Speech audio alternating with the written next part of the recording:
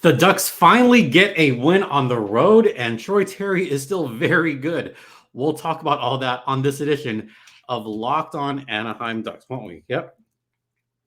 Yeah, there we go. Part of the Locked On Podcast Network. You're Locked On Ducks, your daily podcast on the Anaheim Ducks. Part of the Locked On Podcast Network, your team every day.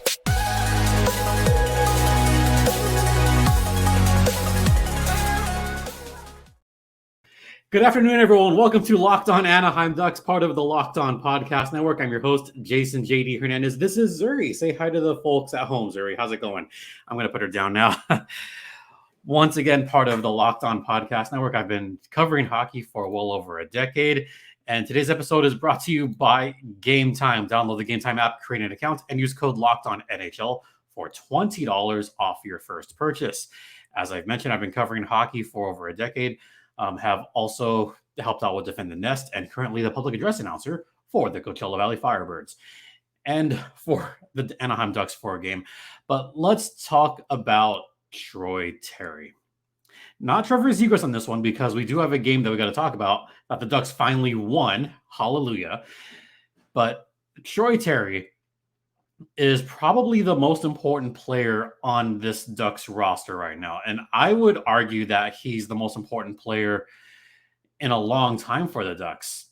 The Ducks haven't had a player like him since the days of Getzlaf and Corey Perry. And in fact, I got to talk about the fact that Troy Terry, spoiler alert, did score his 20th goal in last night's game over the Calgary Flames, which means that he's on a short list of Anaheim Ducks players who have scored 20 goals in 3 consecutive seasons. We haven't seen that in a while. The last time we saw that, who do you think it is? Yeah, it's pretty obvious. It's Corey Perry. First time since 14, 15, 16 that we've had someone get 30 goals in 3 consecutive years. 2 consecutive, that's happened a bunch. That you're not getting me about that. No, 3 consecutive years since Corey Perry. So it's been a few years, folk. I mean, it's been a while. And I can't think of anyone else that has done that in recent memory because the first thing I thought was, oh, Corey Perry. Because I'm pretty sure Zegras hasn't done that because Zegras has been hurt this season and he was a rookie the previous year. So he's had it in 2 consecutive years. That doesn't count. But Troy Terry, I think, has been a revelation in a good way for the Anaheim Ducks. I've always liked his playmaking ability, the fact that he gets Leo Carlsson involved, by the way. And with the assist numbers, Troy Terry is almost leading the team in points, if not for Frank Vetrano. Vetrano has 53 points. Troy Terry has 52 points. And they are missing Trevor Zegras' points. I don't care what anyone says. They're missing Z's points badly right now. Just something that I've got to point out. And I'm actually, I was going to say I'm mistaken, but Adam Henrique, he didn't get it in 3 consecutive years because he had 22, 22, and 19 goals. So 2 consecutive years. So this is, in fact, the first time since Corey Perry in 14, 15, 16. And before that, other players that have scored 20 goals in 3 consecutive years, Ryan Getzlaf in 07, 08, and 09 with 25, 24, and 25. And a couple other Hall of Fame players have done that. Of course, Teemu Selanne did that a bunch of times. And Paul Kariya, who, of course, did that. Would you believe he's only done that a couple of times or once, and that's it? Yeah, because of the injuries. So Paul Kariya, Teemu Selanne, Corey Perry, Ryan Getzlaf, Troy Terry, among players that have scored 20 goals in 3 consecutive years. So congrats to Troy Terry on that. That's a cool accomplishment.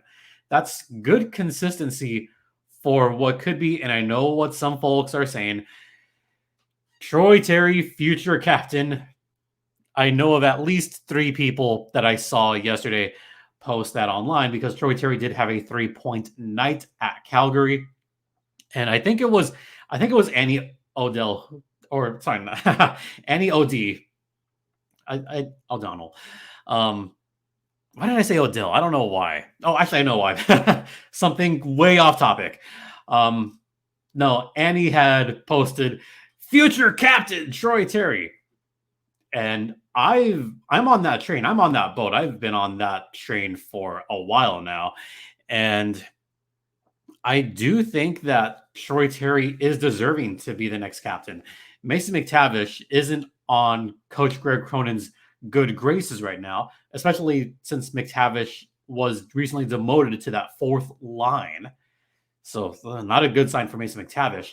And also, McTavish just got hurt again in last night's game. So I know more injuries, more injuries than I can count. There's going to be a whole separate podcast on that. So podcast ideas, I'm going to add that to the list of ideas. I already got Trevor Zegras. I'm going to put injuries as another one. Yes, I have my Post-its here, but that's going to be another topic all on its own, injuries. But Troy Terry, I still hearken back to the beginning of the season when Troy Terry was not shooting for goals. He was not trying to pump up the numbers for himself. He was trying to get Leo Carlsson involved. And by the way, I still love that Leo Carlsson and Troy Terry are playing together. And that creates a lot of magic, folks. I'm very much a fan of trying to get your teammates involved. I'm a big fan of trying to get them on the score sheet and get him going. In fact, Leo Carlsson did get on the score sheet last night on a power play, thanks to a goal from Troy Terry. Yeah, power play. You had Leo, Zells, Troy Terry on one power play. And I think Troy Terry was the oldest player on that power play unit, if you can believe that, because you got 4 kids on there. And Troy Terry being the, can I say that, the elder statesman for that power play? Do I really want to say that? I mean, I kind of do, because that is captain material to lead someone out there. On that power play, I mean, you had Leo Carlsson, Isaac Lundestrom, you had Zegras, and you had Zellweger with Troy Terry. And Troy is the oldest of that. I think I prefer that power play over most that we've seen this season, because Terry is the kind of guy that will facilitate when he needs to and can get everyone else going. So, put me on there. Put me on that boat. Continue to put me on that boat. Troy Terry being the future captain of the Anaheim Ducks. But, 20 goals again. Congratulations. I think he'll get 25. He could get 25. I know there's only 6 games left, but he could get to 25 by season's end. Not 30, but 25 is attainable. All right, we're going to head to the first intermission and talk about this road victory. Finally, stay locked in. Now, a brief word from the Gametime app. And folks, if you haven't used Gametime before, then what are you all waiting for? I use Gametime. I used Gametime very recently, actually. And, it's an authorized ticket marketplace for Major League Baseball, which makes getting tickets even faster and easier. Opening day is coming in Anaheim for those of you that actually want to go. And tickets are not expensive at all.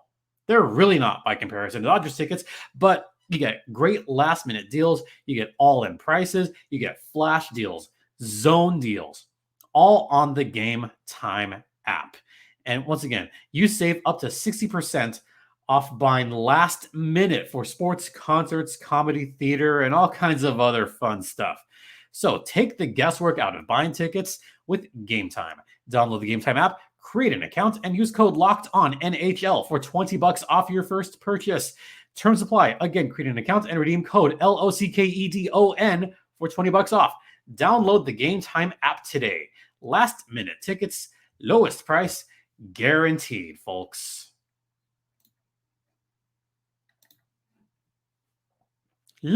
Welcome back to Locked On Anaheim Ducks, part of the Locked On Podcast Network. Once again, you're locked in with Jason JD Hernandez. I'm going to take my glasses off because there's a little smudge on them. That's been there because Zuri gave licks and kisses and all that. So I'm actually going to put the glasses away. I'm blunt. I'm kidding.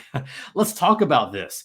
The Ducks finally get a road victory by winning 5-3 against the Calgary Flames. Now, I will give you a few seconds to think about this. When was the last time that the Ducks won on the road? Yeah.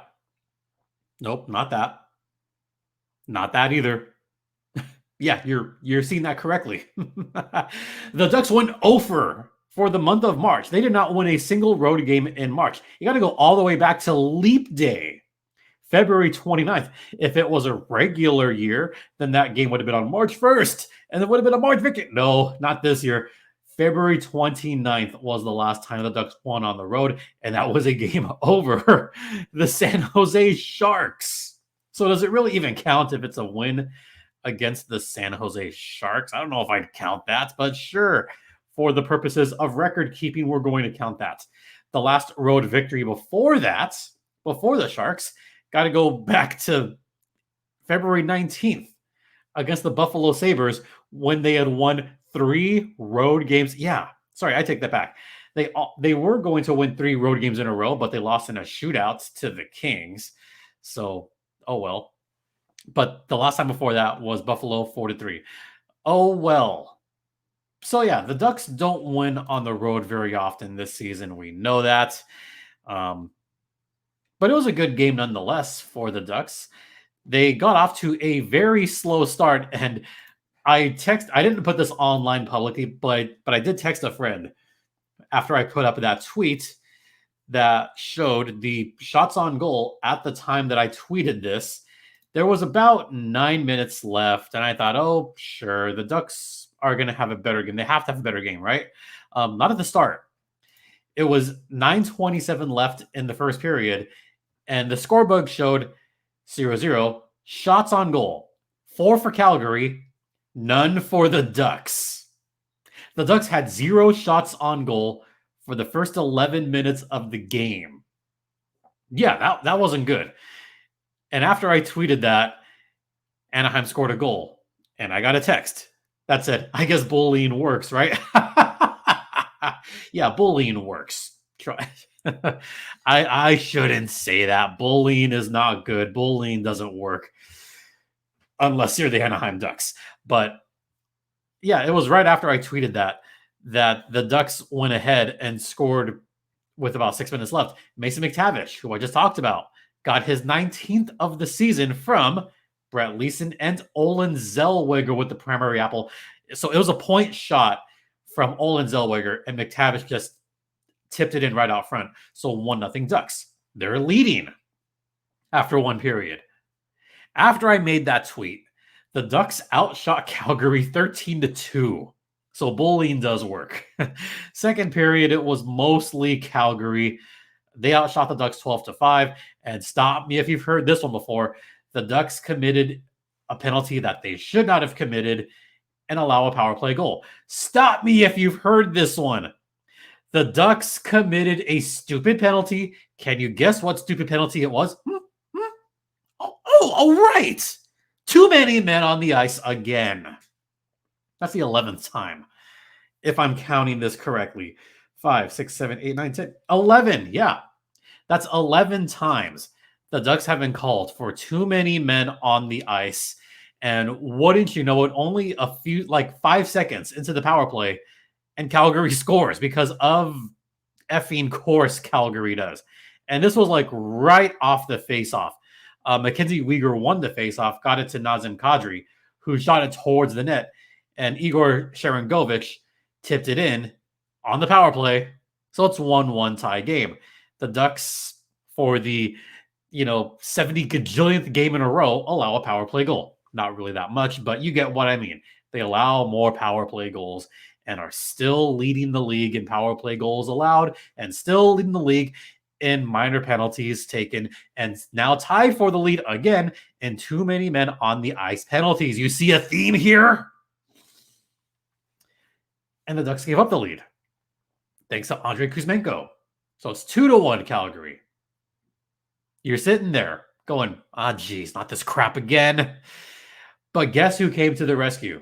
Troy Terry on the Ducks' one and only power play of the night.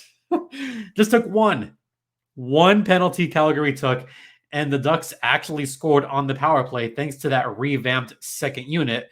It would have been McTavish on that unit, except McTavish left the game right before that with an injury. He didn't return to the game We don't know much about the injury. It must have been upper body because he did take a high hit. So McTavish did leave the game, did not return. So you had that second power play unit that I just talked about. The puck movement was good. Everybody was getting involved. I love that everyone was getting involved. And Calgary was kind of on their heels during that power play. It was something we hadn't really seen from the Ducks recently. It's almost like they took a page not out of Newell Brown's book, but they took a page out of what the Ducks had done 4 or 5 years ago when they were actually kind of competent on the power play. So, yeah, good for that. So Ducks had it at 2. And then they went on to score the next 2 goals, which I really this was a period for the haters. Absolutely a period for the haters. Because Cam Fowler scored. Oh my God, Cam Fowler scored. I think I actually tweeted like, wow, did Cam Fowler just score? I mean, I will say, that was a great pass from Trevor Zegras. Zegras was down the middle, passed it to his right, like a perfect pass to Cam Fowler. And that kind of got the goalie off balance very slightly, but just enough for Cam Fowler to score. And then Alex Killorn scored. Not once, but twice. Yeah, Alex Killorn heard all the haters. He heard all of them. So all of a sudden, Fowler's got a goal. Killorn's got 2 goals. Calgary scored again, but that one didn't matter. Final score was 5-3. Anaheim actually won on the road. Okay, so they're not going to get the second best odds. But you know what? That's fine. The Ducks needed a road victory in the worst way, and they finally got it. They broke that road losing streak, and now we got 6 games left. But hey, not before a quality road victory. By the way, that loss knocked the Calgary Flames out of playoff contention mathematically. So the Flames are now mathematically eliminated from the playoffs. Can you imagine being a Flames fan and looking at that game and going, that's the game? That's the game that got us mathematically? Yes, it was. That was the game that officially got you out of the playoffs, was a loss at home to the Anaheim Ducks. Just let that permeate, let that marinate for a minute, Flames fans. Yes, I'm talking to the 1 or 2 Flames fans out there that are listening or watching. Yeah, let that sink in. It could have been a loss to Edmonton, Battle of Alberta, that's fine. It could have been a loss to Winnipeg, one of the best teams in the league. It could have been a loss to almost any team. But to be eliminated on a home loss to the Ducks, ooh, that's got to sting a little bit. All right, we're going to head into the second intermission, rather, and just wrap things up. Stay locked in. Now a brief word from FanDuel, and we are down to the wire on the NCAAs, and who's going to cut down the nets? Could it be Purdue? Could it be NC State cutting down the nets for both the men and the women? Well, say goodbye to busted brackets because FanDuel lets you bet on every game of the tournament, including the Final Four, whether you're betting on a big upset or a 1 seed. It's time to go dancing on America's #1 sportsbook. Right now, new customers get $200 in bonus bets if your first $5 bet wins. That's $200 to use on point spreads, money lines. You can even pick who's going to win it all and have that shining moment. Just visit FanDuel.com/locked-on and bet on college hoops until they cut down the nets. FanDuel is the official sports betting partner of the Locked On Podcast Network. And please, folks, gamble responsibly. Welcome back to Locked On Anaheim Ducks, part of TLOPN. Once again, you're locked in with Jason JD Hernandez. We're going to wrap this one up rather quickly because there is only 6 games left. And I don't know what to say about these last 6 games, but wouldn't it be something if the Ducks actually knock out the Kings from playoff contention? Because there are 2 games against the Kings, but not before we have a home game against the Squids. Yeah, the Seattle Kraken are back in town on Friday. Then you got the St. Louis Blues. I'd actually rather knock out the Blues personally, but that's just me. So you got the Blues on Sunday. And then 3 or 4 more games spread out over 2 weeks, including that long break in a couple of weeks, which I am not going to like, but hey, it is what it is. The schedule makers, I don't know what the schedule makers were thinking there, but That's a long break. So we got Seattle at home, St. Louis at home, Kings at home, Flames at home, then on the road in Los Angeles. Does that count as a road game? They could drive from their homes. And then on the road in Las Vegas. Yeah, at this point, I'm ready for the season to end. Only 6 games left. As of right now, the standings look as such. The Ducks are probably not going to do any worse than third. They're not going to do any better than the Blue Jackets. Ducks have 54 points. Columbus has 62 points. The Ducks are not going to win 5 of those last 6 games. So I would say it's a safe bet that the Ducks are going to have at worst the third worst odds. Chicago at 49, San Jose at 42. The Sharks, I don't think they're going to catch the Ducks. I think the Sharks are 3 losses away from mathematically being the worst team in the NHL. I'm going to tell you this, Sharks fans, the Sharks fans that are listening, just because you have the worst record in the NHL doesn't guarantee you that number 1 pick. Ask Ducks fans about Connor Bedard. No, don't ask Ducks fans about Connor Bedard. It'll piss them off. It'll really piss them off. So don't ask them about that. Last 6 games, that's it. Do you want to see the rest of the season? Are you ready for the season to end? Are you ready for that? 4 home games left. All right. We're just going to wrap it up here because I'll be heading to San Diego. And there will be a Goals Thursday. And then we'll talk about one of those topics, either Trevor Zegras or injuries. I haven't decided yet. Maybe I'll decide once I get to San Diego. I guess we'll see. In the meantime, don't forget, thanks for listening. Thanks for watching. Don't forget this podcast is free and available across all platforms, including Stitcher, Spotify, Odyssey, Apple Podcast, Google Podcasts, etc. You can follow me on X at StimpyJD, comme ça. You could follow the show's X account at LO_Ducks. You could email me at lockedonanaheimducks@gmail.com. I don't think I'm going to do a mailbag this week. I'm definitely not going to do one next week because we have a slew of games next week. So I might just do an end of season mailbag at this point and just leave it there. Once again, thank you all for your continued support. It is so greatly appreciated. For Locked On Anaheim Ducks, I'm Jason JD Hernandez saying have a great rest of the afternoon. Please remember to be safe out there, be kind to one another, and Ducks fly together. 6 games left, folks. Let's go, Troy Terry.